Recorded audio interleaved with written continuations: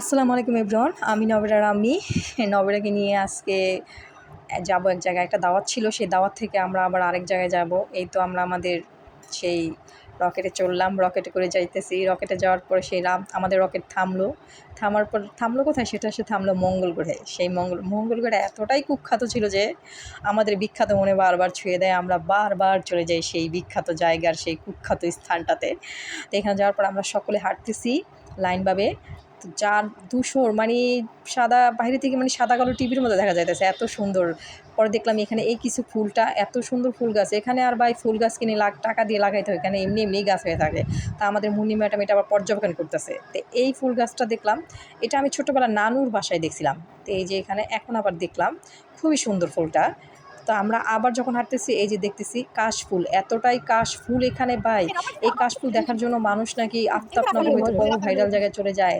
আসো ভাই, আমাদের এই এলাকায় আসো, এসে দেখে যাও ড্যামরার ভিতরে কত সুন্দর, সেই কুখ্যাত ড্যামরার ভিতরে কত বিখ্যাত জিনিসগুলি আছে। তোমরা নিজেরাই চিন্তা করতে পারবে না যে ড্যামরা এত কুখ্যাত হয়ে এত বিখ্যাত জিনিস। আমরাই তো দেখে অবাক হয়ে যাই, ড্যামরাবাসী আমরা।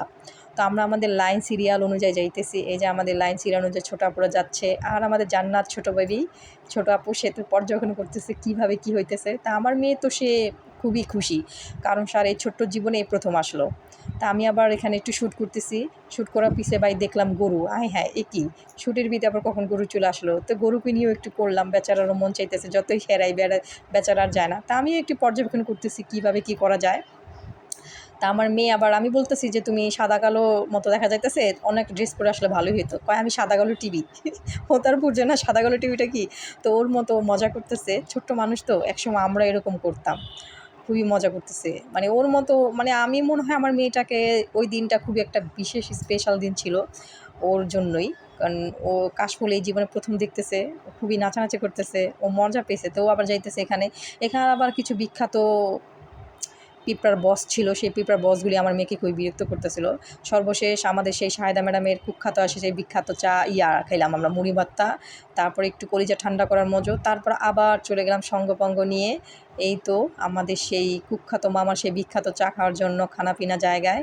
ওখানে যে ভাই মামার সেই কুখ্যাত চা খেয়ে কলিজাটা এতটাই ঠান্ডা হয়ে গেছে যে আমরা বিখ্যাত মানুষরা বারবার ছুটে যাই মামার সেই জায়গায়।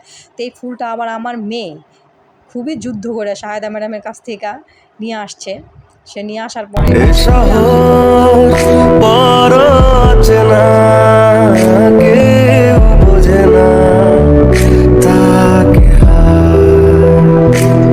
জেগে থাকে মন চেনা নামে তার, জেগে থাকে মন চেনা নামে তার, তবু আজ ডাকে না।